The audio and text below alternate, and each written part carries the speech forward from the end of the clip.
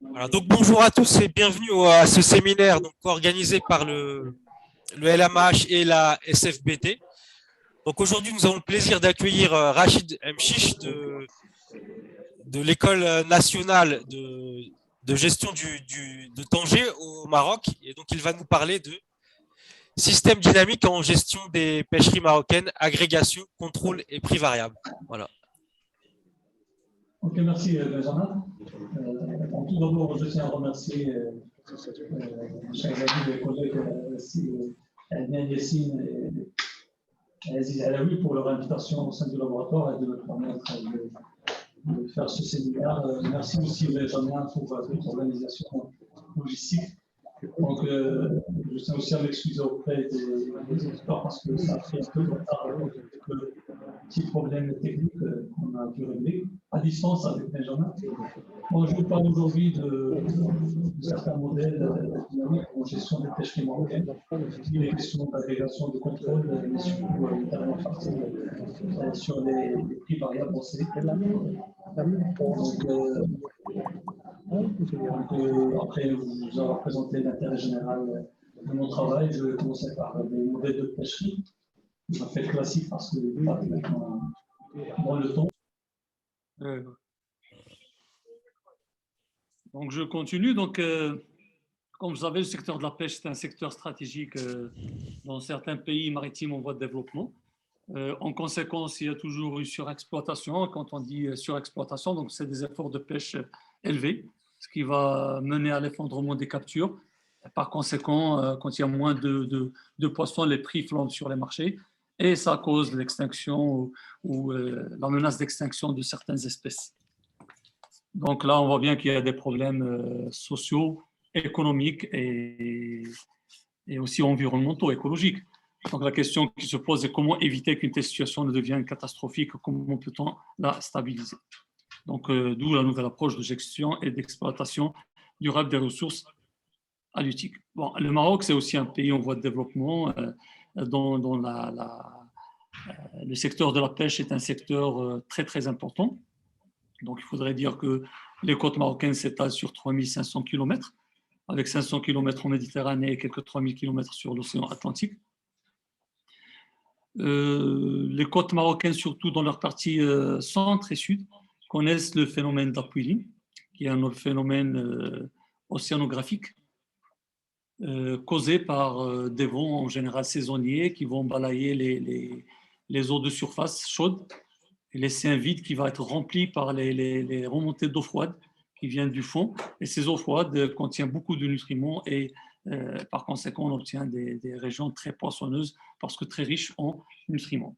Donc ça, c'est une carte que j'ai prise sur Internet. On voit bien que en rouge, on voit toutes les parties en rouge là sur les côtes, toutes les parties qui connaissent ce phénomène d'upwelling. Donc on voit bien ici au Maroc que on est très concerné dans la partie centre et sud de l'Atlantique marocain. Bon, il faut dire aussi que le Maroc, c'est le premier producteur de poissons en Afrique, et le 25e à l'échelle mondiale. Et c'est aussi le premier producteur et exportateur mondial de sardines, l'espèce Sardina pelcardus. Donc, ce sont des données que j'ai pu collecter auprès de l'INRAH, l'Institut national de recherche halieutique, c'est l'équivalent du l'IFREMER en France, du ministère de la Pêche et aussi de l'ANDA, c'est l'Agence nationale de développement de l'aquaculture. Il y a aussi des données sur le site de la FAO qu'on peut récupérer là-dessus. Comme vous le savez, il y a ce qu'on appelle la zone économique exclusive qui s'étale jusqu'à 200 miles à partir des côtes d'un pays côtier. Donc, il y a 3 types de pêcheries, à savoir la pêcherie artisanale qui se situe entre 0 et 3 miles, la pêcherie côtière entre 3 et 12 miles, et puis la pêcherie hauturière qui va jusqu'à 200 miles. Et ça provient d'accords des Nations Unies dans les années 80. C'est tout un processus qui a été ponctué par ces accords. Donc là, on voit bien les contributions socio-économiques qu'on peut tirer de telles pêcheries. Donc là, par exemple, pour les espèces pêchées au Maroc, il y a principalement des pélagiques, tout ce qui est sardines, anchois, maquereaux, des poissons blancs, des céphalopodes, poulpes, calamars en grande quantité, surtout dans le sud, des crustacés, crevettes, homards, langoustes. Dans le petit tableau que vous avez, j'ai fait un petit classement de la production totale par rapport à chaque type de pêcherie. Donc pour la pêche côtière, ça ça génère 94% quand même de la production totale, tandis que la pêche hauturière et artisanale cotise à hauteur de 3% de la production totale. Mais attention, en termes de valeur totale, la valeur pour la pêche côtière elle est de 60%, tandis que la pêche hauturière, qui ne représente que 3% de la production totale, quand même participe à hauteur de 27% de la valeur totale, et la pêche artisanale à hauteur de 13% de valeur totale. Le secteur des industries de la pêche au Maroc comprend 6 principales activités. Donc la conserve, la semi-conserve, la congélation, il y a le conditionnement à l'état frais, la fabrication de farine et huile de poisson, c'est principalement les petits pélagiques, les sardines, les anchois, qui partent en farine et en huile de poisson. Et c'est aussi à partir de ces petits pélagiques qu'on fabrique de nombreux produits cosmétiques et diététiques. Il y a aussi le traitement des algues. Pour les marchés, il y a principalement le marché de l'Union européenne et le marché africain. Bon, pour l'Union européenne, il y a 68% du chiffre d'affaires qui est fait avec l'Union européenne, avec une grande partie qui concerne les congelés. Avec l'Afrique, il y a 13% du chiffre d'affaires du secteur qui vont en Afrique et principalement en conserve.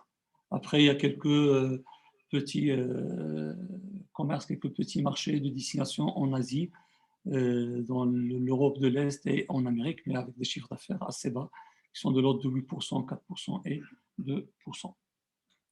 Il faut dire aussi que le secteur de la pêche génère au Maroc quelque chose comme 170 000 emplois directs, dont 14 000 par exemple pour le secteur de la pêche de la sardine, un demi-million d'emplois indirects et 3 millions de personnes qui vivent du secteur.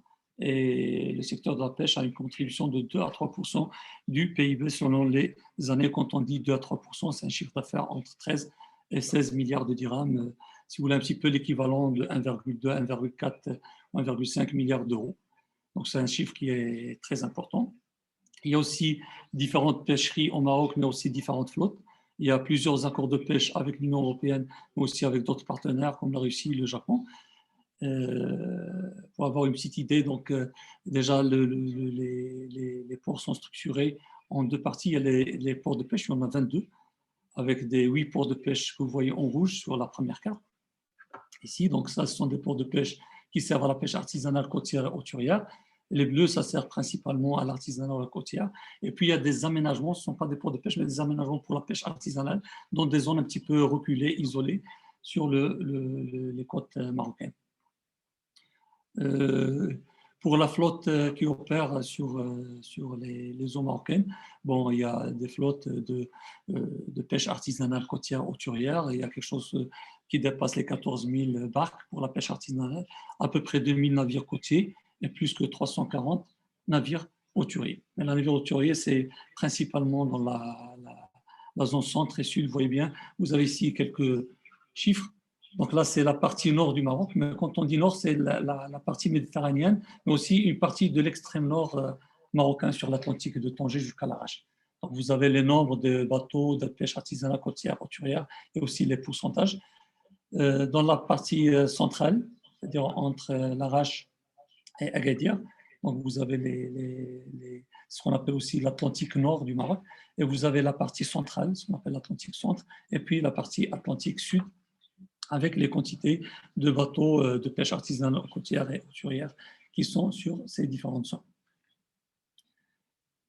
Donc, il y a eu, il y a quelques années, une nouvelle approche de gestion et d'exploitation des ressources au Maroc, avec le plan Aliotis, dont les principaux axes, enfin les principaux éléments, c'était d'assurer la durabilité de la ressource halieutique qui est vue maintenant comme un patrimoine naturel, l'apport de l'aquaculture qui peut être un relais de croissance. Le Maroc s'est beaucoup mis ces dernières années à l'aquaculture comme un relais de croissance fort, de nouveaux ports de pêche. Je pense que ces dernières années, ils ont créé 4 nouveaux ports de pêche, mais qui sont de plus en plus structurés, équipés, surtout dans les principales villes de débarquement. Toutes les captures sont valorisées à terre. Et puis, on en permettant des flux contrôlés tout au long de la chaîne de valeur. Donc, j'imagine qu'il y a aussi des étudiants des écoles de sciences de gestion. Donc, en termes de sciences de gestion, donc les 3 axes majeurs du plan Aliotis sont la durabilité, la performance et la compétitivité. Durabilité de la ressource exploitée, performance du secteur avec une qualité optimale et compétitivité des produits du terroir, et compétitivité surtout sur les marchés les plus porteurs. Donc voilà, donc nous, en tant que mathématiciens, en tant que modélisateurs, nos objectifs, c'était d'abord de modéliser ce type de situation en prenant en considération les dimensions écologiques, mais aussi économiques dans ces modèles, pour mieux décrire, mieux comprendre ce qui se passe dans ces pêcheries. On a essayé d'identifier, d'estimer des paramètres intrinsèques aux espèces pêchées, mais aussi des paramètres de contrôle pour assurer la stabilité et la rentabilité des pêcheries. Et puis, l'objectif toujours final, c'est de produire à terme un outil qui permettra d'identifier les mesures adéquates pour une meilleure gestion, que ce soit par l'aménagement du littoral, la prise de mesures de contrôle de la pêche, l'installation d'AMP et j'en passe. Bon, donc sur les modèles mathématiques, bon, il y a un premier travail que les gens de modélisation de mathématiques connaissent, c'est le travail de Malthus, qui considère que l'évolution d'une population, qu'une population peut croître exponentiellement à l'infini.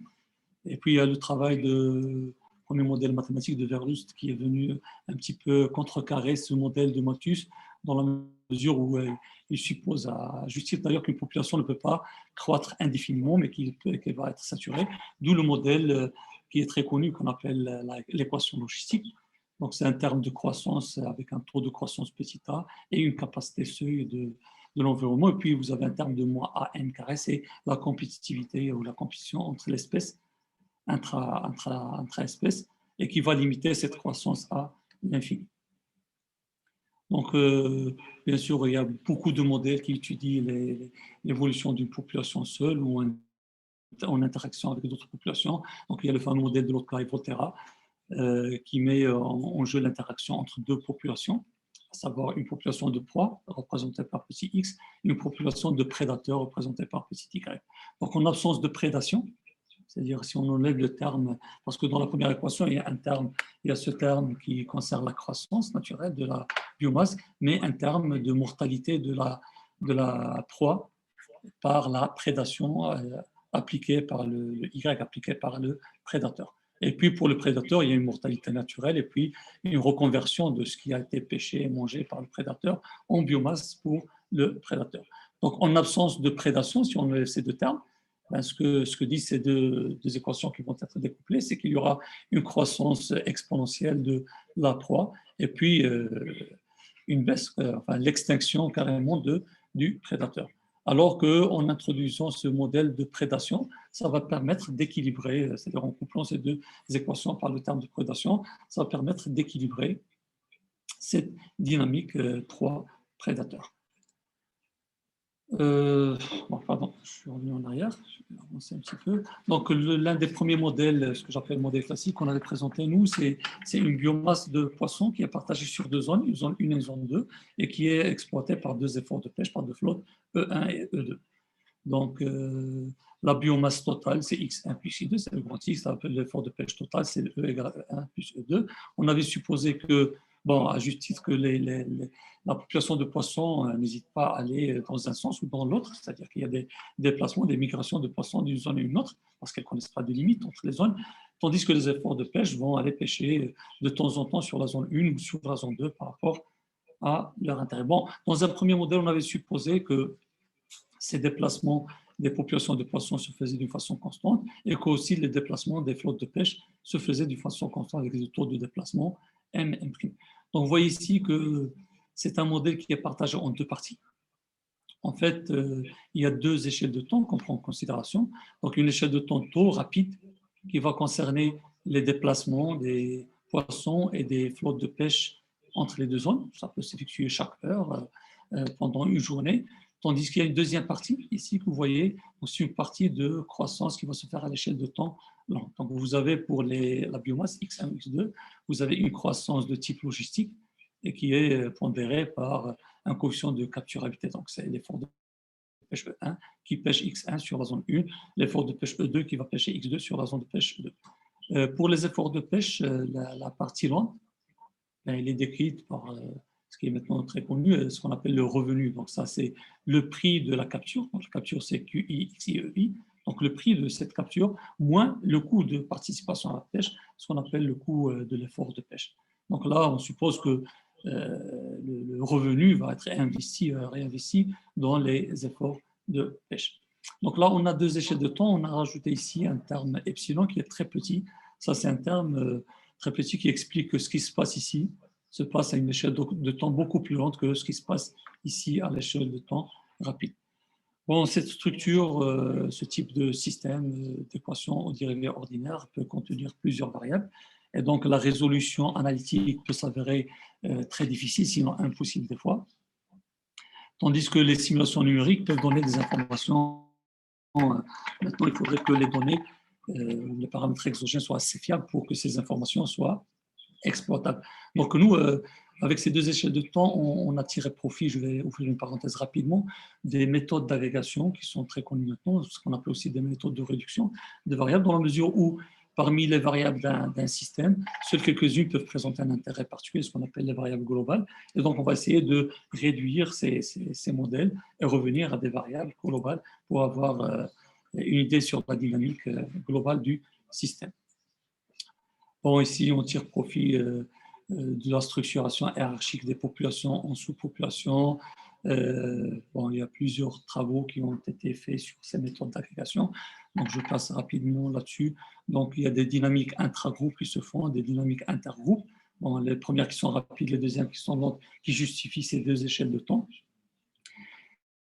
Et donc là, on tire profit, on tire parti de ces échelles de temps pour construire un modèle global qui ne va gouverner, qui ne va décrire que les variables macroscopiques. Donc nous, pour notre modèle, les variables macroscopiques, c'était la biomasse totale, c'est-à-dire x1 plus x2, ce qu'on appelait grand X, et l'effort de pêche total 1 plus 2. Voilà, donc la prise en compte de cette hétérogénéité spatiale temporelle des comportements permet de mettre en évidence et de comprendre les mécanismes qui peuvent gérer un système, la dynamique globale du système, et à l'aide d'une étude analytique du système agrégé cette fois, on doit voir émerger dans ce dernier les propriétés dues à cette hétérogénéité. Ce type d'approche peut permettre bien sûr de comprendre la croissance d'une population isolée, comme il peut faire comprendre l'interaction entre deux ou plusieurs populations, ou carrément la dynamique qui peut être engendrée par ces interactions. Donc les modèles, dans le cas général, bon, ce sont des équations dérivées ordinaires avec une partie rapide, une partie lente et le terme d'échelle de temps pour séparer entre les deux.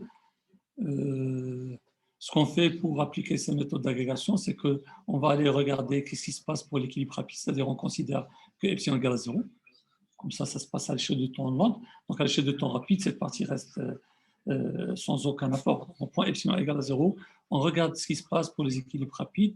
Si ces équilibres rapides sont hyperboliquement stables, on peut les réintégrer dans les équations du modèle et obtenir ce qu'on appelle le modèle agrégé. Bien sûr, tout ce travail est dû, enfin les méthodes qu'on applique nous d'agrégation sont dues à un travail de Finichel en 1973 sur les variétés invariantes qui a été développé par Pierre Roger et Jean-Christophe Progiel dans les années 90.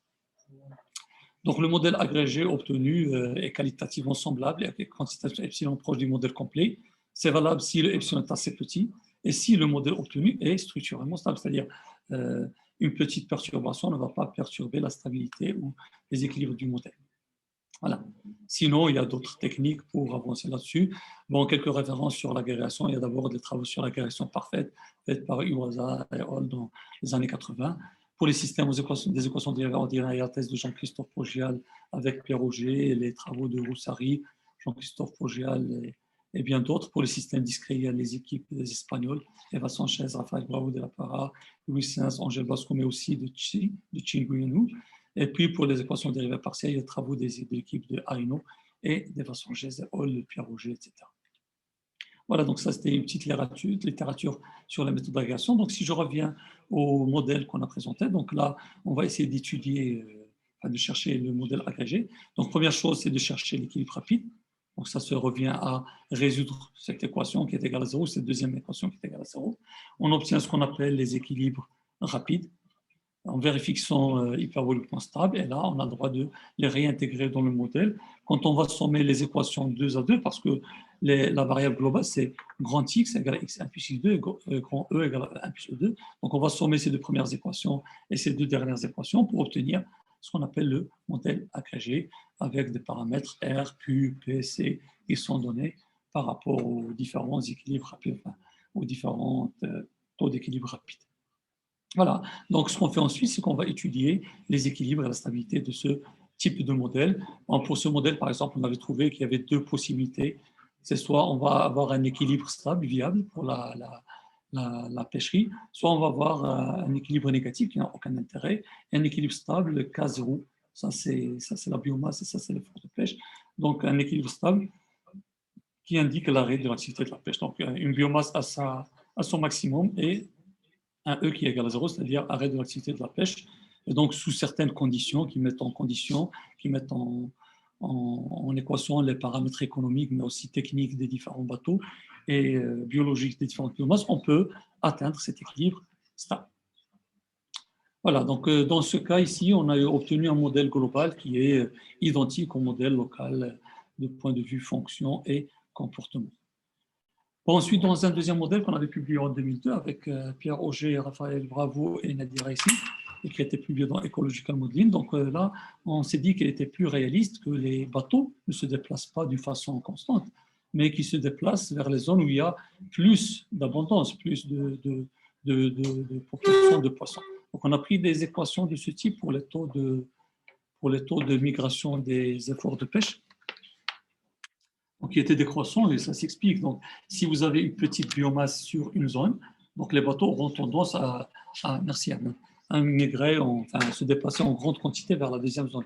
Par contre, si sur cette zone, il y a une abondance de la population, il y aura très, très peu de bateaux ou aucun bateau qui va se déplacer sur la deuxième zone. Donc, on a refait pareil. Donc, on étudie l'équilibre rapide, on vérifie la stabilité, on réinjecte dans les équations ensemble de R2 et on tombe sur un nouveau modèle, cette fois qui ressemble un petit peu au modèle complet, avec des coefficients de croissance, capturabilité, prix et coût qui, cette fois, dépendent de la biomasse. Donc ça, c'est une nouveauté. On voit bien que dans ce cas, il y a déjà émergence d'un troisième cas. C'est le cas du cycle limite. Donc là, le fait que les bateaux se déplacent par rapport à la biomasse a généré une nouvelle situation, à savoir un cycle limite. Donc on a soit un équilibre stable fiable, soit un équilibre d'arrêt de la pêche, soit une nouvelle situation de cycle limite où il y a un point d'équilibre à l'intérieur. C'est un cycle limite qui est en fait stable. Donc les trajectoires à l'intérieur du cycle limite s'éloignent du point sans sortir du cycle limite. Et à l'inverse, à l'extérieur, elles vont s'approcher du cycle limite. Ce que ça veut dire concrètement, c'est qu'on va avoir des périodes de variation assez larges entre l'effort de pêche et la biomasse. C'est-à-dire, quand on augmente l'effort de pêche à un certain niveau, la biomasse commence à descendre drastiquement. Donc, on est obligé de faire descendre les efforts de pêche et après, la biomasse peut reprendre. Bon, ça peut être des périodes quand même assez longues dans le temps pour obtenir ce type de situation de reprise, de régénérescence de la biomasse. Voilà. Donc déjà, là, on voit le phénomène d'émergence entre le modèle complet et le modèle agrégé. Dans la mesure où il y a une émergence fonctionnelle, on obtient de nouvelles fonctions pour le modèle agrégé, un coefficient de capturabilité, un prix, un coût, qui ne sont plus constants comme dans le modèle complet, mais qui dépendent de la biomasse. Une émergence dynamique dans la mesure où le modèle global a une dynamique qualitativement différente de celle du modèle local. Le modèle agrégé génère de nouvelles situations. Et puis le phénomène d'émergence dans la mesure où ici les fréquences d'équilibre sont stock dépendantes dans ce cas. Bon, donc par rapport à cette situation, on voit bien que cette situation de cycle limite stable peut être viable aussi, mais attention, la reprise, la régénération de certaines espèces peut durer indéfiniment. Et puis, quand on a des biomasses qui sont très très basses, et d'ailleurs dans des travaux d'Henri Belvez, il avait expliqué que dans les années 80, on a eu ces mouvements de baisse des biomasses, d'augmentation de l'effort de pêche et de baisse de biomasse qui ont duré assez longtemps. Donc, n'importe quel facteur exogène, comme un pétrolier qui sombre, et ça peut causer carrément l'extinction de la population.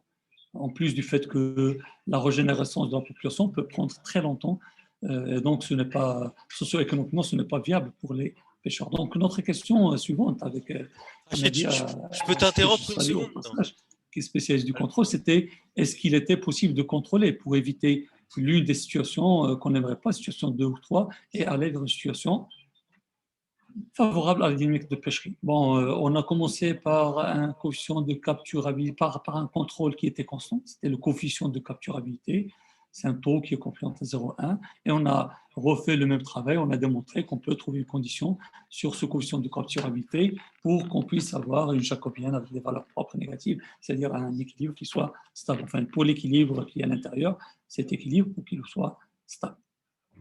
Ensuite, on s'est dit qu'on ne peut pas contrôler d'une façon constante et qu'il était peut-être plus intéressant.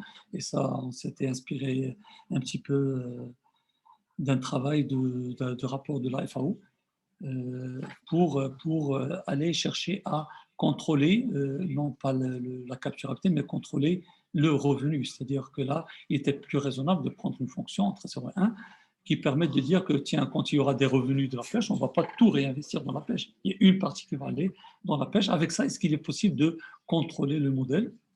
Ben oui, on a recherché le modèle agrégé et on a démontré qu'on peut trouver une fonction de Lyapunov et un feedback éventuellement non continu qui nous permet d'avoir cette situation de stabilisabilité. Donc là, la fonction de Lyapunov qu'on avait trouvée est ici, avec un feedback, je vous dispense des démonstrations mathématiques, parce que c'est pour l'objectif.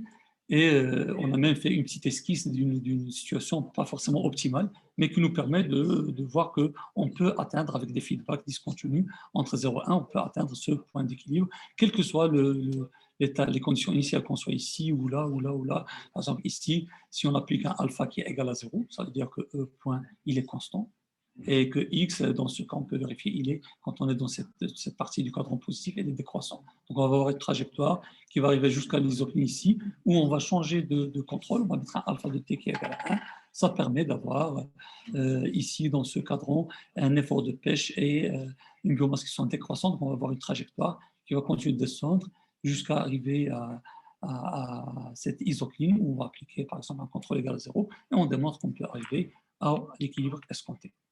Voilà, donc on a fait ça pour un alpha de t entre 0 et 1, c'est-à-dire un investissement du revenu, mais on a aussi vu la situation, on peut avoir un alpha de t entre moins 1 et 1. Donc, toujours dans ce travail de FAO, on parlait d'investissement et d'investissement. Bon, ça veut dire quoi? Ça veut dire qu'on va investir lorsque le revenu est positif, lorsque le E PQX moins C, lorsque cette partie est positive, on va investir une partie du revenu, mais lorsque on peut avoir un prix qui est inférieur au coût, donc on va avoir un revenu qui est négatif. Là, on peut multiplier par un alpha de t qui est négatif, qui peut être vu comme des subventions de l'État aux pêcheurs pour continuer, pour ne pas arrêter cette activité de pêche. Donc, sous certaines conditions, pareil, on a montré qu'on peut trouver, encore une fois, une fonction du Lyapunov et un feedback éventuellement discontinu qui nous permet d'assurer la stabilisabilité du modèle. On l'a aussi fait, on s'est amusé à le faire pour les feedbacks discontinus, mais pas forcément optimaux. On l'a aussi fait pour le même modèle, mais avec des taux de déplacement, stock qui dépendaient de la densité. Donc ça, c'est en ce qui concerne la partie contrôle. Donc pareil, on démontre qu'il y a toujours cette fonction de Lyapunov, on arrive à construire un feedback qui nous permet cette stabilisabilité du système. Bon, comme j'avais dit tout à l'heure, je parlais maintenant d'un modèle qui est adapté au cas de la sardine de l'Atlantique marocain. Donc, c'est un travail qui a été publié, je pense, je ne me rappelle plus, mais c'était, oui, voilà, en 2006, avec Najib Cherouki, Pierre Roger, Nadia et Omar Tahiri. Donc, comme j'avais expliqué tout à l'heure, les pêcheries au Maroc, ça représente un intérêt socio-économique, environnemental très important. En particulier, la sardine, c'est une espèce qui est très pêchée. Au Maroc, le premier exportateur de cette sardine appelée Pelcardus. Donc, nous avons essayé de décrire ce qui se passe réellement pour cette pêcherie sardinière. On a essayé dans ce travail d'identifier et d'estimer les paramètres de contrôle qui conduisent à la stabilité et à la rentabilité de la pêcherie. Et bien sûr, le but, c'est toujours de permettre aux décideurs d'avoir un outil de gestion. Je rappelle juste que la sardine est principalement, la sardine à Pelcardus est principalement concentrée dans l'Atlantique centre et sud du Maroc, avec deux espèces qui sont, ça c'est les travaux de Camille en 2006, deux espèces qui sont physiologiquement différentes, donc il n'y a pas vraiment de migration entre la zone centre et la zone sud. Par contre, il y a des pêcheurs, des seineurs marocains et étrangers qui peuvent opérer. Enfin, pour la flotte côtière marocaine peut opérer sur les deux zones, tandis que la flotte hauturière, principalement des bateaux de pêche étrangers, n'ont le droit de pêcher que dans la zone sud. Donc, on a construit sur la base de tout cela un modèle. Oui, ça, c'est la transformation de la sardine qui va en sous-produit à 47%, consommation locale à 22%, en appareil en conserve à 2% et 29%. Donc, on a construit le modèle de 5 équations dérivées ordinaires suivantes. Donc, N1, N2 sont les biomasses de sardines sur la première zone, la deuxième zone. Donc, il n'y a pas de déplacement entre les deux zones. Donc, il n'y a plus de partie rapide ici. Il n'y a que la partie lente. E1, E2 sont les pêcheurs côtiers marocains sur les deux zones. Eux, ils ont le droit de se déplacer entre les deux zones légalement. Et puis, la pêche hauturière, qu'on a représentée par le grand E, qui a le droit d'opérer que sur la deuxième zone. Donc là, on a encore une fois étudié le modèle agrégé qui est réduit cette fois à 4 équations. On a démontré dans ce travail qu'on a 10 points d'équilibre, différentes situations. L'une d'elles, par exemple, elle prévoit l'extinction de la population sur la zone 1, N1. L'autre qui peut prévoir l'extinction de la population sur la zone 2 ou l'arrêt de la pêche sur l'une des deux zones. Mais on a obtenu parmi les 10 points d'équilibre un équilibre qui peut être viable, un équilibre dans le cadran positif que vous voyez ici. Et on a démontré grâce aux conditions de Hurwitz que on peut, si jamais l'équilibre intérieur est dans le cadran positif, c'est-à-dire si on est sûr que tout ce qu'il y a ici est positif dans les 4 composantes de cet équilibre, là, cet équilibre est localement, asymptotiquement stable. Ensuite, Najib Charouki a fait des estimations des paramètres du modèle. Lui, l'INRACH, il est chercheur à l'Institut national de recherche halieutique. Bon, il a utilisé des données utilisées pour l'ajustement à partir des biomasses annuelles de la sardine entre 1995 et 2006. Ça concernait les campagnes acoustiques qu'il faisait à bord du bateau Fridtjof Nansen, et puis les captures annuelles, les débarquements de la sardine entre 1995 et 2006. Donc ça, c'est les données qu'il a pu récolter entre ces deux périodes, 1995-2006, et avec des méthodes de régression. Bon, il est arrivé à faire des estimations concernant d'abord le coefficient de croissance de la biomasse sur la zone AB plus B, la zone centre, de la capacité SE et du coefficient de capture habitable des intervalles de confiance à 95% que vous voyez ici. Pour la zone C, pareil, donc il a pu déterminer les différents paramètres R, K, Q et Q. Donc ça, ce sont les coefficients de capturabilité de la biomasse par la pêche marocaine ou de la biomasse par la pêche hauturière, capacité SE de cette zone sud, et puis le coefficient de croissance aussi dans cette zone sud, avec toujours des intervalles de confiance à 95%, et une estimation du prix moyen de la vente de la sardine en dirhams tonne, qui était de 1008 dirhams par tonne, et un coût par unité d'effort qui était de 8000 dirhams pour l'effort côtier, mais qui se situait entre 10 000 et 100 000 dirhams pour l'effort hauturier. Et grâce à des simulations, on a pu détecter ces deux éléments de contrôle pour assurer une stabilité de cet équilibre, à savoir le nombre de bateaux sur la zone 1 et la zone 2 pour l'effort de pêche côtier et un coût de l'effort de pêche pour les bateaux étrangers qui doit être plus grand que 40 000 dirhams. Voilà, donc ça a concerné cette partie. Il y a eu quand même quelques contraintes, à savoir qu'on n'avait pas pris en considération les effets aléatoires dans la pêcherie, comme les effets de l'environnement, les relations trophiques avec d'autres espèces. On n'a pas intégré des espèces associées dans le modèle au niveau du stock et de la pêche, comme les anchois. Et puis, ce qui serait bien, on en avait discuté avec Najib Charouki, c'est qu'ils sont pleins de données maintenant, qu'on n'a qu'à les collecter auprès d'eux, les travailler pour actualiser les données et réestimer les paramètres d'une façon encore plus fine sur la période qui va jusqu'à, je pense, on avait parlé de 2020 ou 2021. Voilà. D'autres modèles et d'autres applications. Donc là, à un certain moment, on s'était dit que en prenant un prix qui est constant tout le long de l'activité de pêche, ça pourrait être réductif un petit peu de point de vue modélisation. Donc on avait pensé dans un premier travail en 2010 qu'on avait publié avec Pierre-Roger Nadia ici et Bob Coy. On a pris en considération un modèle où le prix était variable sur l'échelle de temps rapide. Donc, on peut toujours construire un modèle sur 2 zones avec migration, etc. Mais ici, on a une population, une biomasse qui est pêchée par un effort de pêche et on a pris une fonction, évolution du prix qui dépend de la demande et de l'offre. L'offre, c'est la capture. Et la demande, on avait pris une fonction linéaire en moins PT. Donc, pareil, donc on calcule l'équilibre rapide pour le prix.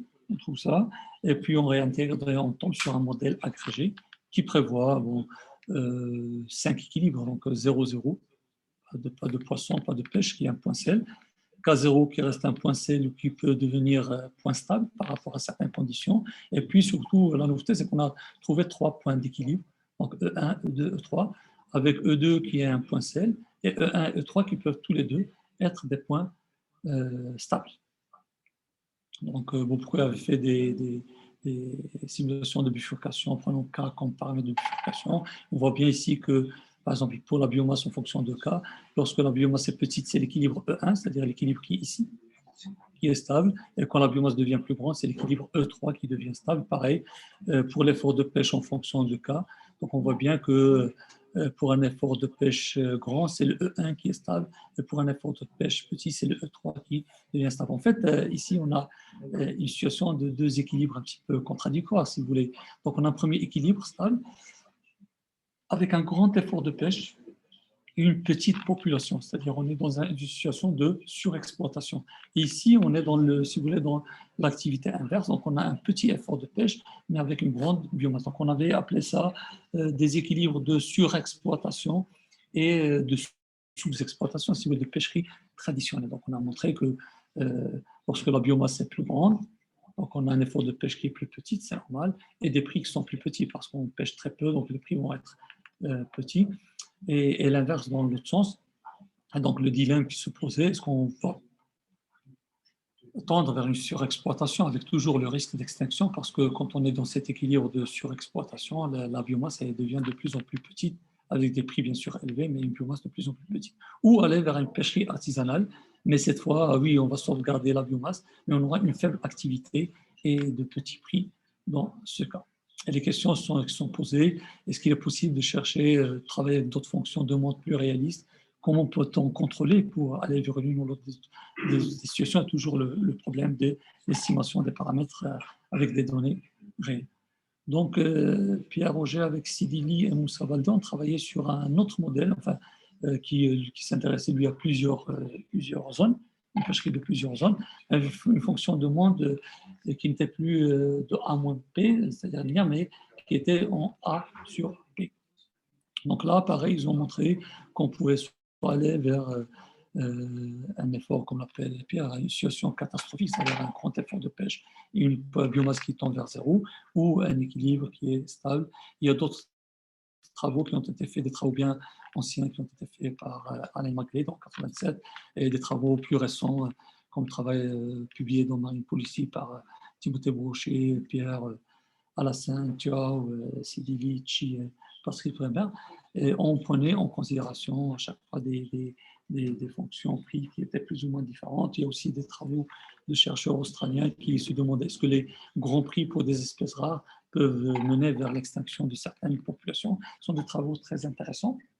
Donc nous, on a un petit peu travaillé sur un autre modèle. On s'est inspiré un petit peu de tous ces travaux pour proposer un nouveau modèle, enfin, avec une nouvelle fonction de demande. Je vais juste changer de fichier. Si vous permettez. Une seconde. Donc, dans ce travail, on est en train de travailler avec Ismaël Haki, qui est doctorant à l'AFP de l'Arrache, et Pierre Roger. Donc, nous avons travaillé sur un nouveau modèle. On est en train de travailler sur un nouveau modèle qui prend en considération 2 zones de pêche, 2 efforts de pêche et un prix avec une fonction de demande un petit peu spéciale. C'est une fonction de demande pour laquelle on s'est inspiré du travail, enfin du bouquin de Colin Clark, qui avait publié en 92 sur les pêcheries, les management de pêcherie, fishing management. Et c'est une fonction de demande qui a cette forme, pardon, qui a cette forme. Donc là, il est un peu à l'envers. Là, c'est le P qui est en fonction de DP, mais c'est juste pour comprendre que lorsque la demande augmente, c'est normal que les prix augmentent parce qu'il y a une forte demande, mais à partir d'un certain seuil, ces prix qui deviennent trop grands vont commencer à baisser. Donc, si vous voulez, un petit peu, la fonction est la suivante. Ce sont des prix qui vont monter jusqu'à un certain niveau et puis qui vont décroître par rapport à une demande qui va décroître aussi. Donc, pour ce type de fonction, donc on a pris une fonction 1 sur P, A moins B sur P. Donc, on a montré qu'à l'équilibre rapide du modèle, donc avec cette équation, bon, il y a 2 types d'équations, une équation sans le P et une équation avec le P. Mais bon, on va se mettre juste sur celle-là. En résolvant, en cherchant l'équilibre rapide ici, on tombe sur 2 équilibres en fait, rapides. P1 qu'on appelle P1 plus et P2 plus sont des équilibres positifs tous les deux, mais l'un est stable et l'autre il est instable. Donc on a cherché le modèle agrégé, si vous voulez, pour le deuxième équilibre. Il y aller directement, voilà. Et donc, on tombe sur 9 situations possibles, avec 2 situations les plus intéressantes. Toujours, c'est lorsqu'on a un équilibre à l'intérieur, donc ce qu'on appelle ici les situations 6 et 9, les cas 6 et 9. Donc là, pour la situation qu'on a, on a 4 équilibres en fait.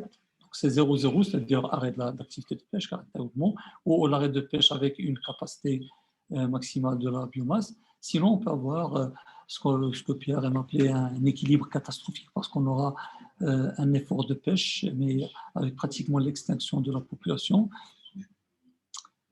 Ça, c'est à l'envers. C'est 0A sur C, pardon. 0A sur C, ou un équilibre qui peut être dans le cadran positif. Donc, lorsqu'il est dans le cadran positif, donc, on a en fait 2 situations. Dans la première situation, on peut avoir un équilibre ici, qui est stable, un K0 qui est stable, mais un point interne ici qui est instable. Et une situation un peu plus intéressante, c'est le cas où les isoclinies changent de place, c'est par rapport à certains paramètres. C'est ici IRQ est plus grand que A sur C ou l'inverse. Donc on va voir encore une fois 4 équilibres, c'est-à-dire 0, 0, A sur C, 0, A sur C, le point A et le K0. Et là, on a la possibilité d'avoir un équilibre stable ici. Bon, on a discuté pas plus tard qu'hier avec Pierre et Ismaël. Le fait est que le K0 est toujours stable et que dans cette situation, on tombe sur 2 équilibres stables. On suppose qu'il y aurait forcément une séparatrice ici qui nous permet d'être dans cette situation ou celle-là.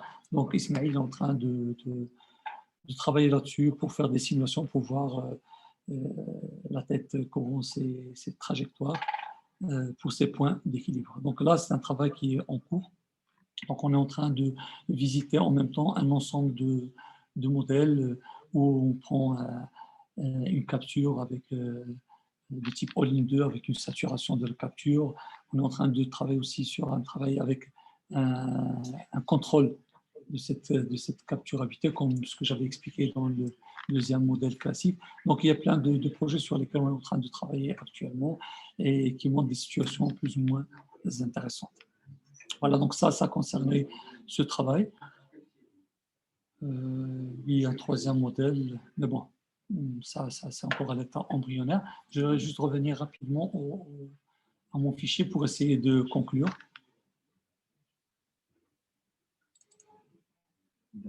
Donc là, pour conclure, il reste vraiment beaucoup de... Je vais partager peut-être.